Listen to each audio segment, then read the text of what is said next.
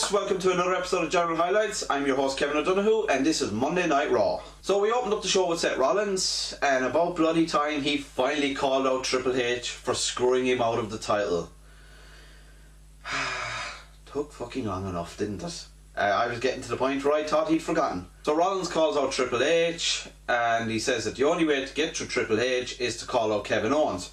Cue Kevin Owens. So Kevin Owens comes out and Rollins starts mocking him over his breakup with Jericho, and Kevin Owens says, no, I'm a good friend, I got some Christmas presents for my friend Jericho. 3 matches. Jericho gets a US Championship shot against Reigns on Raw. He gets Rollins at Roadblock, and he had a word with Stephanie McMahon, and Rollins gets a match tonight against the returning Big Show. Yay, welcome back Big Show, haven't seen you in an age, and dude is slimmed down.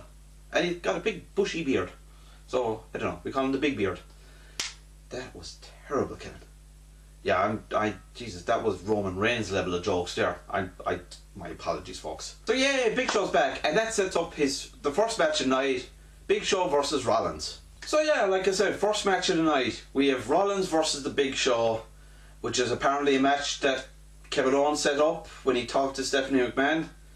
But I don't know how, since apparently according to Mick Foley later on in the show, Steph isn't around. So how did he? Maybe he called her? I don't know. But yeah, started out like any other match. Big Show dominating over Rollins. Rollins trying to take Big Show down to knee to get him to the ground. It was a good match. The whole time Kevin Owens is out there cheering on the Big Show. But it didn't end well for Kevin Owens. During the match, Kevin Owens gets up on the apron and starts cheering, shouting more for the Big Show. Come on, beat him, beat him, beat him. Big Show grabs Owens and choke slams him and just walks out the ring, deliberately gets himself counted out and just leaves Owens to Rollins. Rollins hits Owens with a pedigree, ending the match. So Rollins picks up the win. Big Show gave him the win there and handed him Owens for a little bit of retribution, I suppose. When we come back from the ad break then, we have Cruiserweight action. We have Jack Gallagher debuting on, is this his first main roster match? I believe it is. Against Ariya Daivari. It's a decent match. So, how would I put it? It still seems like they're kind of watering him down on Raw and kind of letting him go all out on 205 Live. To me, it seems like, oh, sorry lads, this is how we wrestle on Raw. What you do on 205 Live, that's fine, you can do your flippy stuff on 205 Live, but this is how you wrestle on Raw. That's just kind of the way it feels watching the Cruiserweights on Raw. I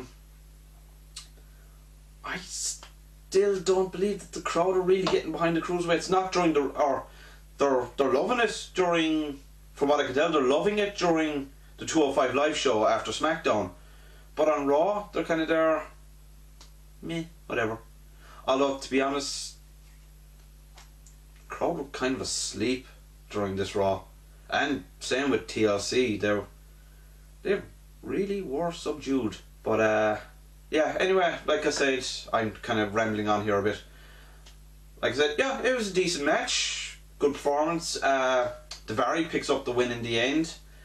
And Daivari is I think Daivari is a really good heel in the Cruiserweight division. Jack Gallagher does the whole gentleman thing, which I don't know, some people like that gimmick. I don't, to be honest, I don't like it, I don't dislike it, to be honest, I don't really care. But yeah, so Jack Gallagher extends the hand, oh, good match, and Daivari goes, oh yeah, fair enough, bang, just starts beating him up with your classic heel.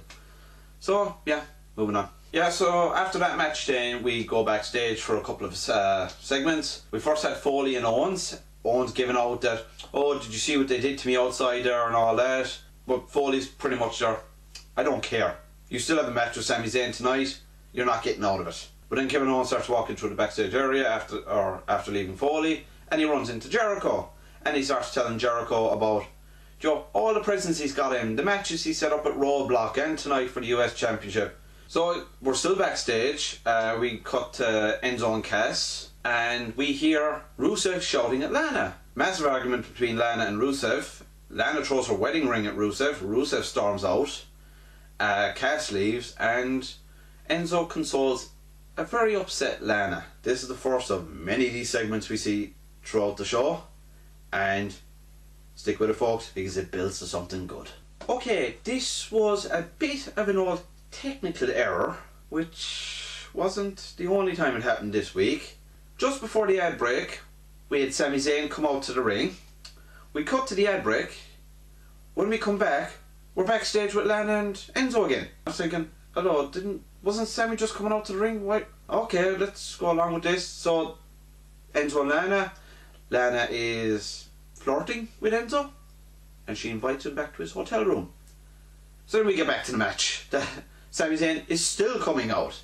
His music is still playing, and someone in, not to sound like a smartass, but it's gonna really come across that way. A Vision mixing desk isn't exactly fucking rocket science. You know you're going to cut to a backstage segment. Why have Sami come out to the ring, go to an ad break, cut to the segment, and then come back to Sami in the ring? Just feels all over the fucking place. And like I said, not the only time it happens this week in WWE. So yeah, after that Lana and Enzo segment, we're finally back with Sami Zayn, who's still coming out to the ring for his match with Kevin Owens. My initial reaction when I heard about this match was, Kevin Owens and Sami again. I thought we weren't going to see this for a long while, and it was worth the payoff. That's the weird thing about Sami Zayn and Kevin Owens feuds. It's kind of a case of, oh my god, these again. But when the match is over, you're going, oh yeah, I completely forgot. These guys can put on an absolute fucking classic. This week's Raw was no different. The two boys, it was like they hadn't skipped a beat. These two really know each other in the ring, and from now on, I'm just going to be the ultimate optimist when it comes to these two, that no matter how many times you see them together, you're guaranteed a great match. So, yay, thumbs up for this one. So after that match then we're backstage again, this time with Jericho and Reigns. Reigns telling bad jokes as usual, trying to be the cool guy, which doesn't work. So yeah, he's taking the piss out of Jericho, saying, oh look, there's a bit of old car paint there on your forehead from last week, and yeah, it was just a bit of filler before their match, so yeah, I'm going to move on. So yeah, we're still backstage, this time with Sasha Banks being interviewed, and she's talking about how it was great celebrating with Ric Flair in the ring after winning the championship back, and that she challenges Charlotte to a Iron Woman match at Roadblock, which I thought Foley said that last week was the end of this feud, but apparently it's continuing. But I don't really care, because as long as they continue to put on matches like they did last week and at Hell in a Cell, this feud could go on forever, and I will still be happy with it. So yeah, quick short interview, and we get an Iron Woman match at Roadblock between the best two female competitors on Raw, or in all of the women's division, Raw or SmackDown, because these two have been putting on phenomenal matches since this feud began, and may continue. So we're back again with the Cruiserweights. This time we have TJ Perkins versus Rich Swann, and as I have noticed this from King Ross on WTF Moments, why do they still have the belt on Perkins on the little graphic they have on the ramp of him? They still have him holding the Cruiserweight Championship. Little thing called continuity. But yeah, so we Perkins versus Swann. It was a fucking good match. We had the man with all the charisma in the world versus the man with the personality of a turnip. Don't get me wrong, I think Perkins is really good in the ring, but on the mic or backstage or in an interview, my god, does he look dead behind the eyes. He just kind of go, oh yeah, I can do all these moves, woohoo, and next minute it's just kind of, hi, I'm TJ Perkins, I'm going to beat you tonight. I sound like a fucking robot. That's the way he comes across to me. So yeah, I'm actually really liking Rich Swann. I'll be honest, the only two matches I actually watched in 205 Live since it started were the two Rich Swann matches and Brian Kendrick, because they're probably my two favourite out of the Cruiserweight division, and I kind of hope that this feud between them continues. So anyway, yeah, so like I said, I'm really liking Rich Swann's work at the moment, and may his title reign continue or put it back on Kendrick. Either way, I'll be a happy man. Yeah, so like, it was a good match. In ring ability, it's what you expect from TJ Perkins and Rich Swann, and eventually Swann picks up the win. So still in the ring, we have Bayley versus Alicia Fox. I just thought initially it was just a match between the two of them, set up, whatever. Put a match on the card.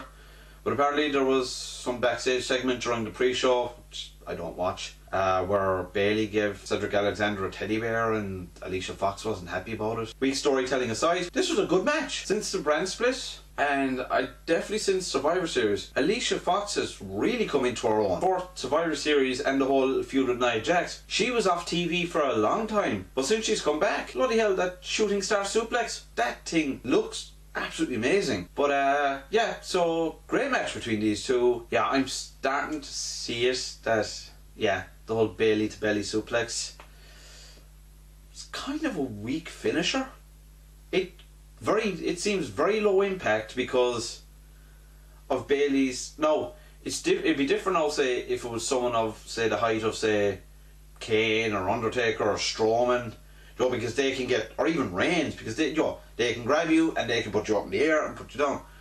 But Bayley's a lot shorter than them, so she gets, like, say, when she does it, she gets maybe a couple of feet off the ground and then slams them, which doesn't leave for much impact. So if it was just a normal move that she had in her repertoire throughout the match, fine, happy out with that. But the fact that it's her finisher, it's definitely a weak looking finisher. And maybe, I know it's because her whole gimmick is that she's a hugger and that a belly to belly suplex is essentially a hug. I get that, but if you want to make her look stronger, give her a more impactful finishing move. And I know she's got the talent to pull one off, so I didn't mean that the way it sounded. Dirty minded people out there. But what I meant to say was, I know she's got the talent to pull off moves like that. Sick folks out there. Sick folks. But yeah, that aside, it was still a very entertaining match and Bayley picks up the win. So we continue on the Enzo Lana storyline, where we've just Enzo and Cass backstage. Cass is warning Enzo to stay away, it's only trouble. But then Enzo gets a text from Lana with a picture, which is a picture you can pretty much, if you just Google it, you probably find it, about Enzo's reaction. Oh man, look at that, Cass, look at that. And Cass says, oh, and I go, it's just a picture of her face. Maybe wrong, beautiful woman, but with that kind of reaction, you'd expect something a little more risque, not just a picture of her face. So Enzo then runs off to meet Lana at her hotel room. Rusev turns up then and demands Cass tell him where Lana is, and Cass is there, what happens between you and your wife is your business, nothing of mine. Rusev puts his arm on Cass. Cass goes, don't ever touch me. Which sets up for what we're made to believe will be a match between Rusev and Cass later on. But straight away after that then we had the tussle in Texas. We had Titus O'Neil. Oh god, I'm dying. Titus O'Neil. But with Mark Henry, yay, Mark's back, and in the ring again for about 30 seconds. Titus insults Texas with, he's doing the Longhorn salute, but then does that, and, Titus, you're not funny. They're dad jokes. I know he's a dad and all that, but, there's kayfabe and there's reality. Try and separate the two. So the match starts, Mark Henry hits him with the world's strongest slam, pins him, match over, that quick. Just like this segment. So we're backstage again, continuing on with the Enzo storyline. This time he's waiting for an Uber when a limo turns up, and out pops Ric Flair. Yay, Ric's here. Enzo then is saying, oh yeah, I'm trying to, I'm meeting up with a woman and all this, and Ric is there.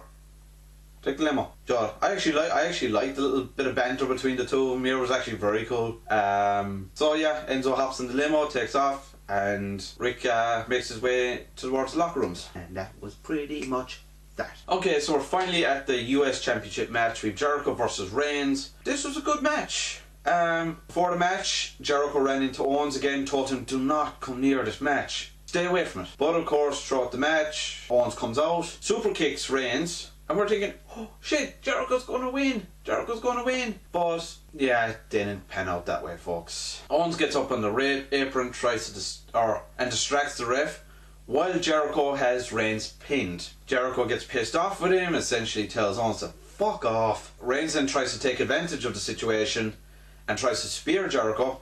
Jericho dodges it. Yay, Jericho dodged the spear, Jericho's going to win. Nah, got hit with a second one. So, and a spear, 1, 2, 3, Reigns retains. Yay. It was actually a very good match. Actually, to be honest, Reigns winning isn't the biggest problem I had with this match. The biggest problem I had with this match was Michael fucking Cole. For the umpteenth time, Michael Cole. The drive-by is when an opponent is inside the ring, leaning out over the ropes. Reigns runs and drop kicks him, resulting in him sitting on the apron. Not when they're outside and he drop kicks him. That's not the drive-by. So stop calling it the drive-by when it's not it. Every goddamn week. Seriously, these guys are meant to be professionals and they don't even know the names of the fucking moves. Sorry, I got a little angry there, but it's just something that's been niggling at me for the last couple of weeks because Michael Cole's a fucking tool. Anyway, I'll move on before I say something that'll get me in trouble. So pretty much after the ad break, then we come back. We see Cass is coming out to the ring, ready for his match with Rusev. Rusev's music kicks off, and Rusev is a no-show. And I thought the reaction from Cass was brilliant. He's inside the ring going to the ref, where the fuck is he? And they're oh crap. Runs out, goes over to, I don't know, was it one of the cameramen or crew member outside and goes, dude, phone. Goes to ring Enzo. We then cut to Enzo, goes, yeah, I don't know that number. Fires the phone back in his pocket, which is the exact same thing I do. If a number rings me and I don't recognise it, I'm not answering.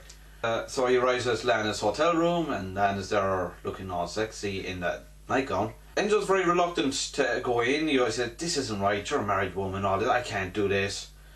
But she lures a reluctant Enzo into the room and gets him to strip off, which Enzo is very reluctant to do because he's still going the whole, you're a married woman, I can't do this.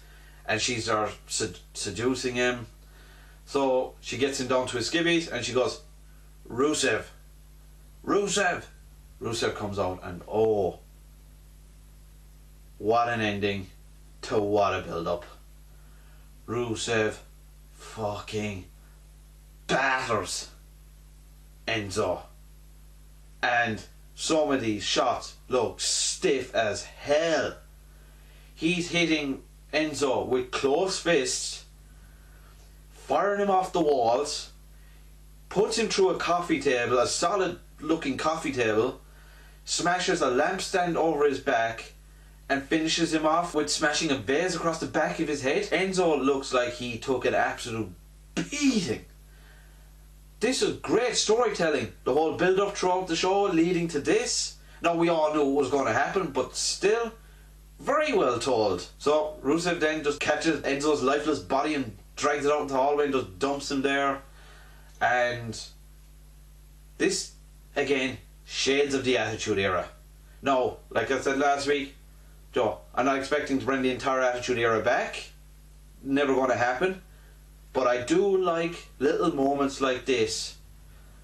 This whole build up to Rusev kicking the shit out of Enzo that we had this week. We had Rollins and Jericho last week in a car park fight, which was something we hadn't seen in a long time.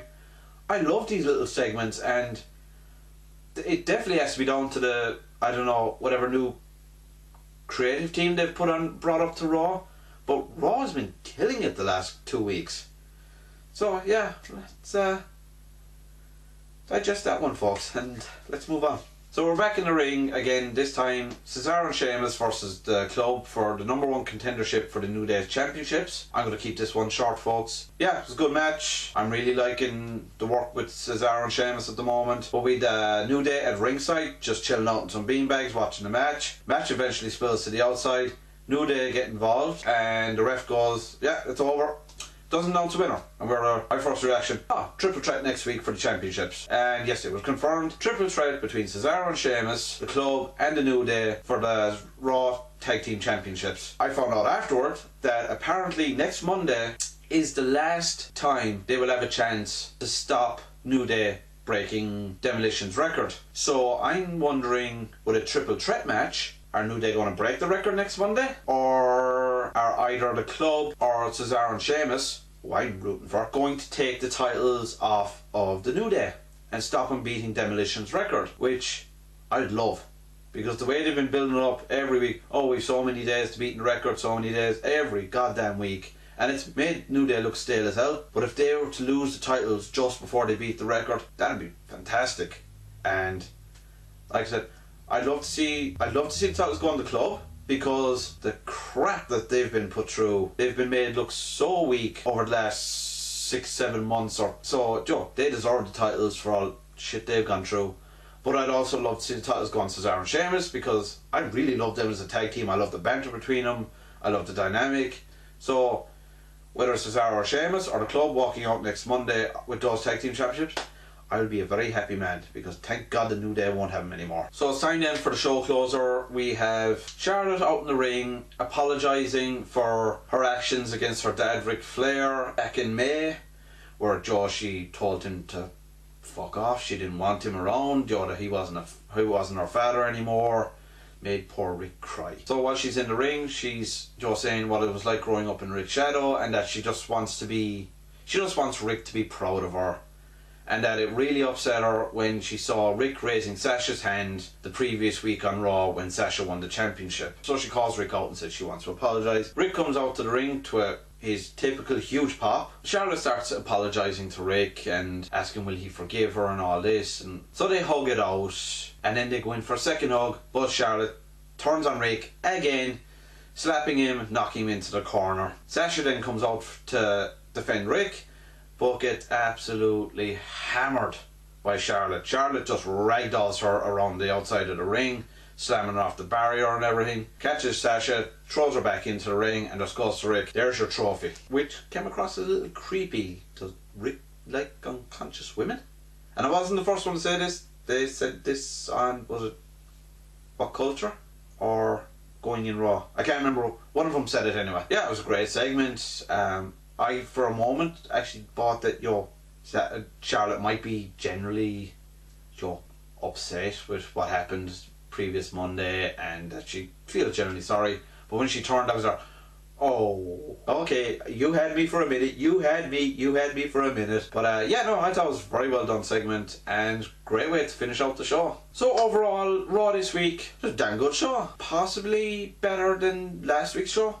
Now, I know I say that every week, but Raw seems to be getting better and better every week. I think what tips it over the edge for me this week is the storytelling this week was fantastic. You had the Enzo and Rusev Lana segment, which was fantastic storytelling. You had the show closer that I just talked about between Charlotte and Rick, which was great again. I think, the storytelling this week just slightly tips it over the edge for me as the better Raw since the brand split. So, yeah, I liked it. I thought it was a good Raw. So folks, what did you think of this week's Raw? Let us know in the comments. I've been Kevin from Yonder Productions. This has been General Highlight. As always, you can follow me on Twitter at Kevin O'Meester. And I will see you later on for SmackDown episode. And until then folks, good luck.